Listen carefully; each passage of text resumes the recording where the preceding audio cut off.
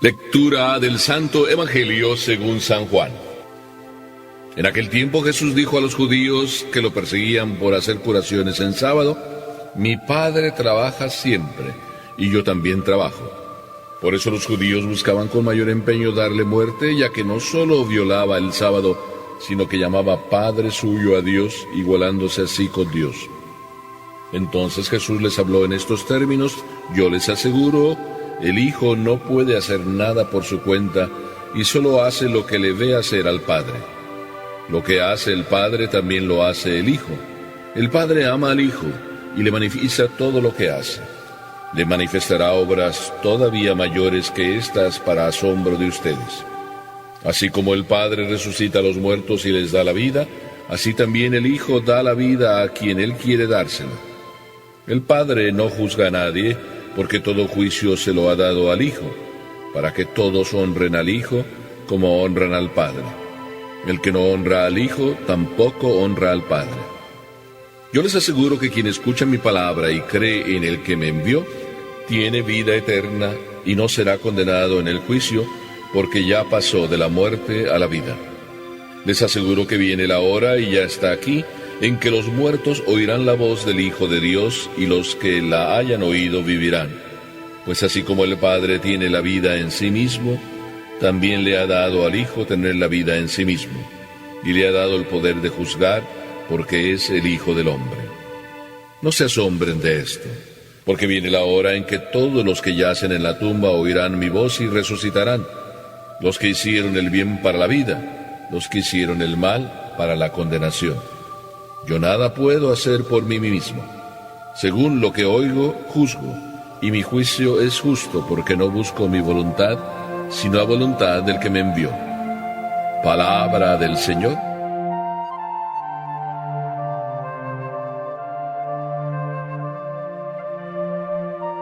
Mi Dios lo quiere, así decía un día un buen niño con quien estaba conversando. Mi Dios lo quiere.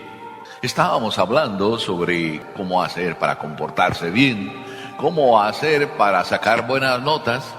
Le estaba yo preguntando qué hacía normalmente durante el día en la escuela.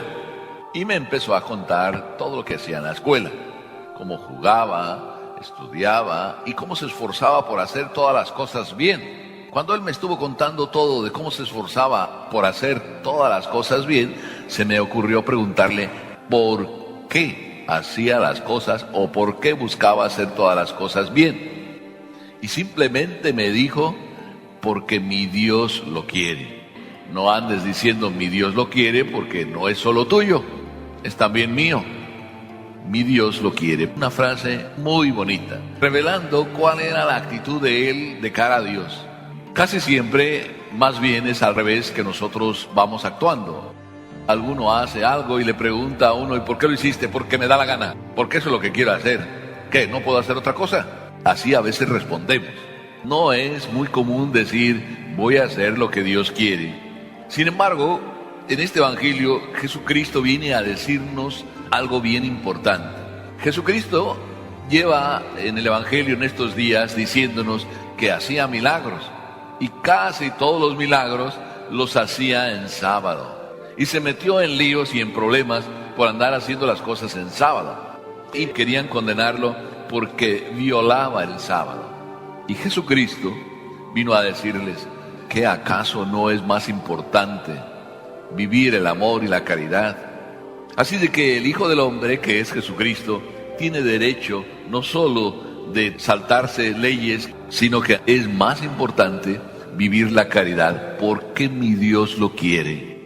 Por tanto, se dedicó a curar y curaba muchas veces en sábado para poder sanar a muchos. Nosotros a veces somos todo lo contrario. Cuando a veces alguien nos pide algo o queremos hacer un acto de caridad con los demás, más bien decimos: no, mi mami me dijo que no, o la maestra dice que no nos estemos moviendo. Voy a ponerles un ejemplo de la vida real. ¿Cuántas veces están en clase y a alguien se le cae algo de su mesa? Y cuando se le cae algo de su mesa, siempre hay alguien que se le ocurre enseguida levantarse para poder ir a recoger aquello que se cayó. Y a veces puede haber alguno: oye, no te levantes, la maestra dijo que no se levantaran. O sea que es más importante lo que dijo la maestra que vivir la caridad. A veces somos así. Jesucristo es acusado precisamente de vivir la caridad, no, de violar el sábado. Pero además lo acusan de otra cosa, de que Jesús llama a Dios su Padre, igualándose de esa manera a Dios. ¿De qué nos acusarán a nosotros si llamamos a Dios mi Dios? Algunos nos acusan de que decimos que Dios existe, de que decimos de que Dios es mi único Dios, porque no quieren creer en nada, absolutamente nada. Es más, a nosotros a veces hasta nos da vergüenza decir que creemos en Dios. La historia del niño que acompañaba a sus papás y fueron al restaurante, la saben. El niño que iba con sus papás, o los niños que iban con sus papás al restaurante a comer, y en el restaurante pues les sirvieron todo al inicio, con mucha rapidez, y ya cuando estaban todos, con todo servido, empezaron a comer, lo más normal. Y entonces el niño dijo a su mami, mami, ¿no vamos a rezar? Mami le dijo, deja ya, ponte a comer. Y el niño no se quedó callado, el niño le dijo, mami, ¿te da vergüenza rezar? A veces nosotros adultos nos da vergüenza y no nos atrevemos a seguir diciendo, Dios es mi Dios, es mi Padre. Y a Jesús no se le ocurrió negar que Dios era su Padre. Más aún, el Evangelio continúa diciéndonos de que todo aquel que cree en Dios y que lo llama a Dios su Padre, recibirá la resurrección. Y no solo eso, dice, aquel que cree tiene vida, está vivo. Y todo aquel que cree ha venido de la muerte a la vida. Muchas veces por eso estamos muertos, porque nuestra fe es muy flojita, prácticamente ya ni fe es. A veces puedo yo descubrir en las personas si de verdad su fe es tan profunda solamente por la manera como hacen la señal de la cruz. Cuando ustedes empezaron a hacer por primera vez o las primeras veces la señal de la cruz, si fue su mamá la que les enseñó, pues su mamá les agarraba la mano y les pasaba la mano por la frente, bajaba la mano hacia el pecho, después pasaba la mano hacia un extremo del costado y después hacia el otro. Y hacía la cruz perfecta, en el nombre del Padre y del Hijo y del Espíritu Santo. Amén. Y ustedes aprendieron a hacer la señal de la cruz y lo hacían con toda la conciencia, en el nombre del Padre y del Hijo y del Espíritu Santo. Si acaso se les olvidó, en la catequesis volvieron otra vez a recordarla y la maestra en la catequesis les dijo lo mismo. Pero conforme va pasando el tiempo, esa fe que aprendieron, que creían en el Padre, en el Hijo y en el Espíritu Santo, como que ya se van apagando y se van haciendo ¿qué? Rutinarios. La rutina, el andar repitiendo las cosas un día y otro y otro y otro y otro y otro, a veces, si no tenemos plena conciencia, nos hace caer en la falta de fe. Y entonces ya nuestra señal de la cruz, si no es como un garabato, cuando ustedes empezaron también a rezar y empezaron a hacer su primera comunión, aprendieron el Señor mío Jesucristo y lo aprendieron muy bien. Y cuando hicieron sus primeras confesiones, se sabían perfectamente el acto de arrepentimiento, el Señor mío Jesucristo. Pero conforme va pasando el tiempo, como se arrutinan, nos arrutinamos, vamos perdiendo la capacidad de darnos cuenta que estamos delante de Dios. Y así cuando vamos a confesarnos, y el Padre dice el acto de contrición, a veces ustedes hacen una pregunta, ¿en voz alta o en voz baja? Si es en voz alta, vaya problema que les metió el Padre. Porque si lo empiezas a rezar en voz alta, empiezas con el Señor mío Jesucristo y luego miras al Padre a ver si te ve o no te ve. Y el Padre lo que tiene que hacer es bajar la cabeza para que tú no quedes en evidencia. Y empiezas tú al Señor mío Jesucristo, Dios y hombre verdadero, Creador, Padre y Redentor mío. Creo en un solo Dios Padre, Ave María Purísima y wow, amén. Y empiezas un montón de cosas todas ahí mezcladas que no se sabe ni qué estás rezando. ¿Por qué? Porque estás perdiendo tu fe. Pero la misma fe la estamos perdiendo muchas veces aquí mismo estando en la iglesia. Probablemente estamos ahora aquí en la iglesia y no estamos con fe. ¿Por qué no estamos con fe? Porque se nos está olvidando que estamos en la iglesia. Decía un protestante, si yo creyera lo que los católicos creen, y lo estoy diciendo así lentamente para que captemos lo que este protestante decía, si yo creyera lo que los católicos creen, que en ese trocito de pan está Jesucristo realmente presente, yo no me comportaría como los católicos se comportan. Que dicho de otra manera, si yo creyera lo que los católicos creen, que Dios está en ese trocito de pan, entonces yo no mascaría chicle, yo no estaría comiendo galletas, yo no estaría hablando, yo no usaría el celular. Si yo creyera que Dios está, entonces le llamaría a Dios mi Dios. Mi Dios no quiere que yo me comporte sin fe, porque si tú vives sin fe, ya es como si estuvieras muerto.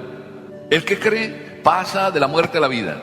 Además de eso, dice Jesús que el que cree en el que me envió tiene ya la vida eterna y no será condenado en el juicio, porque ya pasó de la muerte a la vida. Pero además, no solo eso, sino dice Jesús que todo aquel que quiere llamarme a mi Padre tiene que hacer igual como yo, es decir, buscar hacer la voluntad de mi Padre. Juan 23 tenía en su escudo este lema: obediencia y paz. Cada uno de nosotros quiere estar en paz. ¿En paz con quién? Con Dios. Y para estar en paz con Dios, lo único que hay que hacer es simplemente obedecer. ¿Por qué la muerte vino al mundo? Por una desobediencia, dice San Pablo, la de nuestros primeros padres. ¿Por qué viene al mundo la paz? Por otra obediencia, la obediencia de Jesucristo. ¿Y por qué viene a nuestra alma la paz? Cuando obedecemos. Todos aquellos niños que son obedientes siempre traen en su rostro la cara de felicidad. Y cuando un niño desobedece, empieza a haber problemas. Cuando tú eres obediente y tu mami te manda a hacer la tarea y ella se fue al mercado y después vuelve y tú hiciste la tarea, pues tú estás contentísimo. Mami, sí, a ver, ¿qué te ayudo? Pero cuando tu mami va al mercado, te pidió que hiciera la tarea y mientras ella estaba en el mercado, tú aprovechaste para hacer travesuras en casa, para ponerte a ver la televisión, para jugar o para comerte ahí las cosas que había en la despensa que tu mami tenía guardadas. Cuando tu mami entra de regreso del mercado, tú dices: mami, ¿qué te puedo ayudar? No sabes ni qué decir, andas ahí, no te escondes.